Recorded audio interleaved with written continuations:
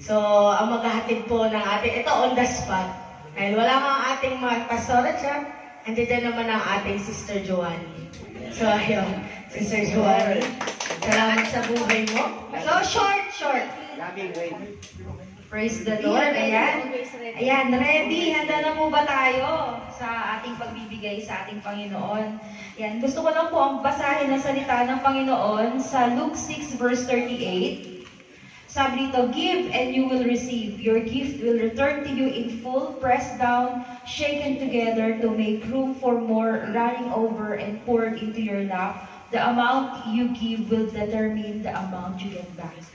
Hallelujah. Lord Jesus, we thank you for your word. We receive it and we believe it, O God. Lord, kaya mo, Panginoon, na maintindihan ko, unawaan namin, Panginoon, bakit kami nagbibigay sa iyo, Lord God, at sa iyong panambahan. Salamat po, Panginoon, in Jesus' name, amen. So, simple lang po yung sinasabi ng salita ng Panginoon dito, no? What you sow is what you reap. Kung ano yung itinanim mo, yun din yung aanihin mo. Amen? At hindi lang naman po tayo, hindi na lang naman na pag sinabi mo na magbibigay ka sa Panginoon is just about monetary. Yung pagbibigay mo lang ng oras sa Panginoon ngayon, ay offering mo yan kay Lord, no? Yung tinuro nga po ni Pastora kanina, na kapag nagbigay ka ng time sa Panginoon, sa devotion mo sa lahat, offering mo yan sa Panginoon. But then we have this responsibility. Merong story sa Bible na kung saan yung mga disciples at ang miyembro ng panambahan ay humingi sila ng tulong kasi kailangan nila na magpadala ng tulong para kay Paul. At ang ginawa nila, di ba sa atin, pag nag-offering tayo, ay magkano lang ibibigay natin. Sa kanila hindi. Binenta nila lahat yung ibang mga kayamanan nila para meron silang maibigay sa simbahan. So, alam niyo po, si Lord, sabi nga natin, we cannot outgive God. Yung pinibigay mo sa Panginoon, hindi naman yan dahil sa meron ka. Sabi nga sa Deuteronomy 14 verse 23, the purpose of tithing is to teach you always to put God first in your life. So pag nagbibigay tayo sa Panginoon, ibig sabihin nun, inuuna mo si Lord. At kapag inuna mo si Lord palagi, siya ang priority mo, binibigay mo yung tithes mo sa Kanya, for sure, uunahin ka din yan. At testimony lang po, naalala ko po nung nag-aaral pa ako, ang baon ko 50 pesos lang, ang layo pa ng school ko sa Mandaluyong. Ang matitira na lang sa baon ko ay 5 pesos. Pero tinuruan ako ng pastor namin na kailangan maging faithful ako sa pagbibigay ko ng tithes. So, sa 50, magkano ang tithes? 5 pesos. So, yung 5 pesos na yung kinikip ko talaga kasi kailangan ibibigay ko talaga yun sa akin. Kahit ang liit na yun, sabi ko, Lord, ito po yung tithes ko. I honor you with my tithes and my offering. Kung may binigay man sa akin, ibibigay ko sa Panginoon. Alam niyo po, si Lord, napakagaling.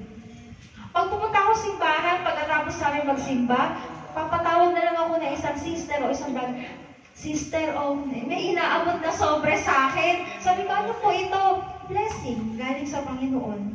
Minsan, pagbukan ko, may 200, may 300. So, we cannot outgive God.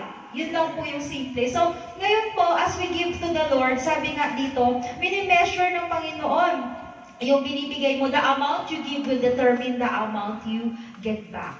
So, kung nagbigay man tayo, kagaya mo ng story doon na kung sino ba ang nagbigay ng mas malaki? Yung nagbigay lang ng isang silver o yung nagbigay ng milyon? Titingnan din ni Lord yung condition ng heart natin. So ngayon, pag nagbigay po tayo, itama po natin yung heart natin. Sabihin mo, pag ilapit mo, kasi it's a part of you. It's a worship to the Lord. So sabihin mo, Lord, I worship you with my tithes and my offering. Amen. So, are you ready to give to the Lord? Amen. Amen. Sige po, tayo po ay magbigay na sa ating Panginoon. Glory to God.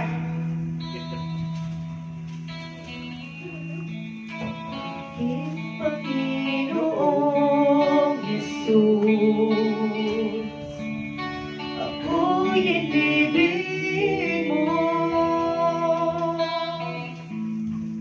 at inangkin lubos. Ang tanging alay ko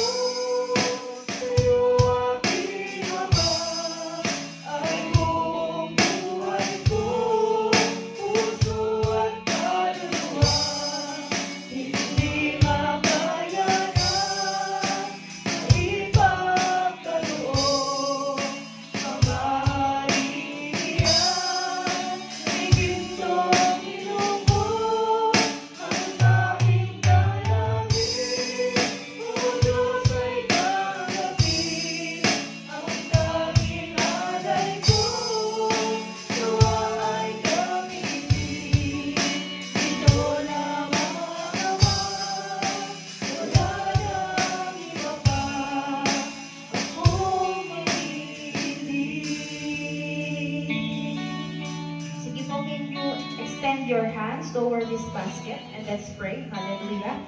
Heavenly Father, we thank you, O God, for this day. We thank you, O God, for your children, Lord God, who are so obedient, O God, in giving their tithes and offering to you, Lord Jesus. Lord, I pray, Panginoon, na ang kaban na ito, Lord, ay gamitin mo, Panginoon, para sa iyong kaharian, O God. Magamit sa panambahan mo, O God, dahil itong mga tithes na ito, Panginoon, doon naman, Panginoon, naka-allocate, Lord God, para mag-sustain, Panginoon, itong panambahan, itong fellowship, Lord, kung nasaan kami, Panginoon. At Lord, kung sino man, Panginoon, ang naatasan, O God, sa kaban na ito, Panginoon, I pray na i-bless mo, Panginoon, ang kanyang kamay, Panginoon. I pray, Lord, na maging faithful ang bawat isa, Panginoon, sa pagbibigay sa iyo ng tithes and offering. At sa mga tao, Panginoon, na nangangailangan, O God, may you provide them, O God, according to your glorious riches in Christ Jesus.